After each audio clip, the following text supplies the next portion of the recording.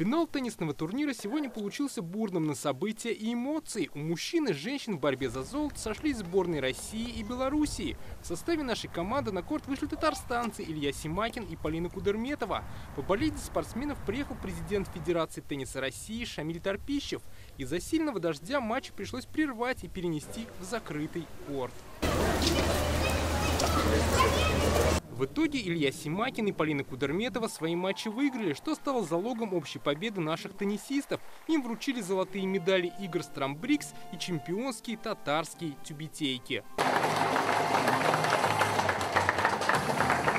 Сегодня стартовали соревнования по фехтованию. Награды разыграют около 200 спортсменов из 14 стран. Один из фаворитов – олимпийская чемпионка из Татарстана, раперистка Марта Мартьянова. Марта Мартьянова в данном случае вообще является лидером рапирного женского фехтования.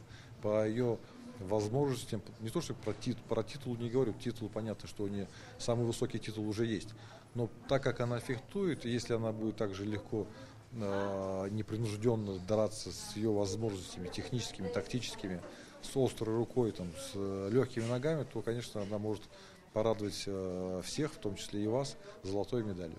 На ипподроме старт взяли соревнования по конному спорту. За 3 дня будут разыграны 5 комплектов наград. Сегодня наездники показали мастерство тент-пегинга, то есть дисциплины, где на скаку копьем нужно поднять колышек. На всех объектах спортсменам и гостям помогают волонтеры. На играх БРИКС их более 2000. Это представители нескольких стран и регионов России. Жительница Казани Савия Шакирьянова – самый возрастной доброволец. Ей 83 года. Она встречает гостей в центре бокса и настольного тенниса и помогает спортсменам с инвентарем. Как вспоминает, активной работой она занимается еще со строительства КАМАЗа, а волонтерство полюбила с футбольного чемпионата мира в России. Вот в нашей Казани, в моем городе, в моем городе родном, можно сказать, городе, такое грандиозное мероприятие, как чемпионат мира по футболу.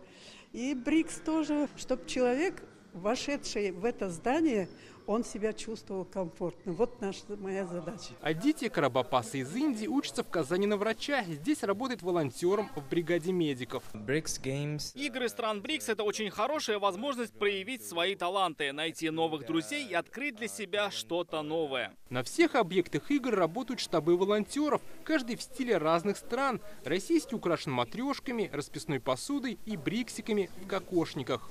Это большая командная работа волонтеров. Их, в частности, даже больше, чем сам оргкомитет. Они очень помогают нам организовать мероприятия, и в целом даже можно сказать, что на них держится все мероприятие. Помощь волонтеров уже оценили и спортсмены.